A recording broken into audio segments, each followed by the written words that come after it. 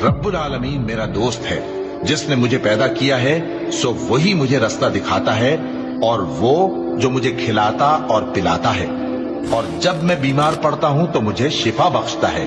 और वो जो मुझे मौत देगा और फिर जिंदा करेगा, और वो जिससे मैं उम्मीद रखता हूं कि क़यामत के दिन मेरा कसूर बख्शेगा। ए परवरदिगार, मुझे इल्म दानिश अता फरमा और नेकूकारों में शामिल फरमा, और बाद वाले लोगों में मेरा जिक्र नेक बाकी रखियो, और मुझे नेमत की बहिश्त के वारिसों में शामिल कीजो, और मेरे बाप को बख्श दे कि वो गुमराहों में से है, और जिस दिन लोग उठा खड़े किए जाएंगे मुझे रुस्वा न कीजो,